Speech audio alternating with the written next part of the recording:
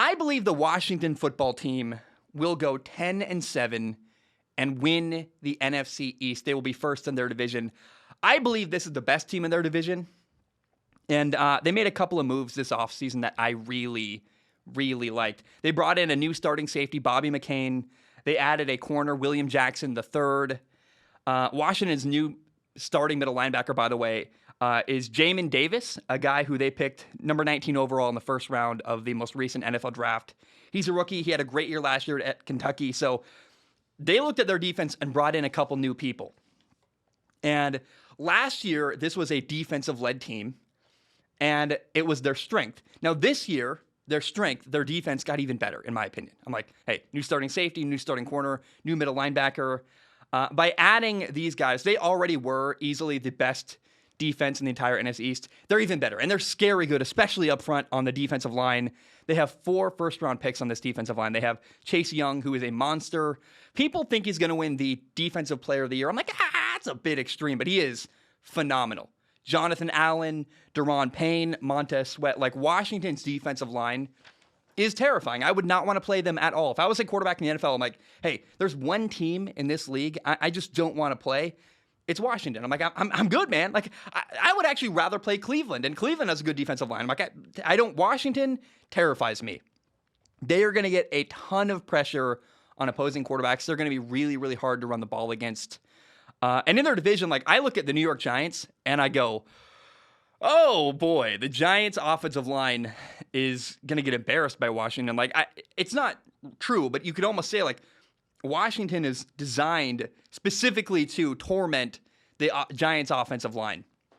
Now, in their secondary, I talked about how Washington added a new safety, Bobby McCain. They added corner William Jackson III. They also have corner Kendall Fuller and stud safety Landon Collins. That's a good secondary. This defense is phenomenal. Now, very top to bottom. There's a question I want to ask, though, about Washington's defense. They were really, really good last year. And you have to ask the question, was part of why they looked so good because of how bad their division was? Like, Dak Prescott got hurt. Philly was awful. The Giants were bad on offense. And I think it's a fair criticism to say, well, like, part of why Washington was the second-ranked defense in the NFL was because their division was so bad. That's 6 games on your schedule against bad offenses. But I would also say that based on the additions Washington made this offseason, any gaps or questions you could have had were, like, last year, at the end of last year, there's room to doubt, well, how good is this team? They played 6 really weak games. Okay, well, let's say the Cowboys are better a little bit, and Philly's a little bit better, and the Giants are a little bit better, and maybe the teams they play are a little bit harder because they made the playoffs last year. Well, they added 3 starters to their defense. It was already good and, filled any gaps they had. So I feel really, really good about Washington's defense. They are still one of the best defenses in the entire NFL. Can't even talk. And not only are they one of the best, they got even better from last year. Now, on offense, I really, really like this receiving core in Washington. They signed Curtis Samuel, a guy from Carolina. He followed Ron Rivera over as soon as his contract ended. Now, part of why he came to Washington wasn't just because of Ron Rivera. He also was very happy to get a 3-year, $30 million something contract. Curtis Samuel is very, very versatile. Like, he can move all over the field. He even played some snaps at running back last year when Christian McCaffrey got hurt in Carolina. Now, unfortunately, Curtis Samuel's going to be out for, at minimum, the first 3 games. He's on the injured reserve right now, dealing with a groin injury. But once he is back, Curtis Samuel is going to make a very, very big impact in Washington. Now, Washington also signed Adam Humphries. He's entering year 7 of his career. He's a receiver. His best year was in 2018, a couple of years ago. He went to Tennessee. Part of why he wasn't great in Tennessee was because he was hurt a lot. Part of it was because they ran the ball a ton with Derrick Henry. Like, you don't get a lot of opportunities. I think he caught almost every pass thrown to him in 2018. Maybe, was it 2 years ago? One of the years recently, he was like, he was targeted 47 times and had 37 catches. Like, this dude catches everything. And I think if he can stay healthy, he's going to have a really, really good year and contribute to this offense as well. Now, my absolute favorite player, not only on this offense, but it's on this entire team, is star receiver Terry McLaurin. He's a former 3rd-round pick. And the fact that this guy somehow. And I wasn't paying enough attention to the draft at that time. If I could go back, I wish, I would hope I'd be someone who would recognize how good he is, but I probably wouldn't have. Terry McLaurin, this guy's amazing. He had over 1,000 yards receiving last year, even though Washington had 4 different starting quarterbacks last year. Like, it's unbelievable that Terry McLaurin put together as good of a year he did with as inconsistent of quarterback play he had last year. I really hope he's going to get a quarterback that plays all year this year, uninterrupted. That would be phenomenal for his career. Now, Washington's tight end is Logan Thomas. I'm a big fan of his as well. He played quarterback, actually, in college at Virginia Tech. He has worked very, very hard to transition from a quarterback to a tight end. Had to, put together a good career. He entered the league, I think, in 2014. And his work ethic has very, very much impressed me throughout his career in the NFL. Logan Thomas, tight end, number 1. He's awesome. Now, the offensive line is solid in Washington. Not amazing, but solid, like very good. They franchise tag guard Brandon Scherf. Good move there. They need to solidify things. I think moving forward, like after this year, probably, Washington is going to have to make a change or two on their offensive line because they need to make sure they have talent in the future beyond just this year. But for now, for this year, they're good enough to win. And I'm like, okay, not the best in the NFL. They're not New Orleans. They're not, the Patriots, but they are definitely fairly good. Now, the biggest move that Washington made this offseason, they signed veteran quarterback Ryan Fitzpatrick. Fitzmagic, they call him. Got a 1-year deal. And Ryan Fitzpatrick is the kind of quarterback that makes you pick a side. You either believe in the guy or you don't. Now, I will tell you, I'm one of the only people who probably feels really, really good about Ryan Fitzpatrick. I have a reason. I will tell you in a moment. He turns 39 in November. And he's been on 9 different teams in his NFL career, including Washington. And it's been a very up and down and inconsistent career where he, for moments he'll look fantastic. Then he'll have a game where he throws like 5 interceptions and you're like, what's going on? And here's why I believe in Ryan Fitzpatrick. This is the first time in his entire NFL career that he's had not just a team believe in him, but had a good football team believe in him and been committed to him. Remember, once upon a time, Ryan Fitzpatrick was in New York and Buffalo and Houston, and he started all over the place for many, many different teams. But the teams where he was the starting quarterback in the past were really, really bad. And in Tampa, they never really wanted him. He was always number 2 and never first choice. Remember, they drafted Jameis Winston number 1 overall. They were always hoping that Jameis would develop into their starting quarterback. And he never really got, I think, a fair look in Tampa.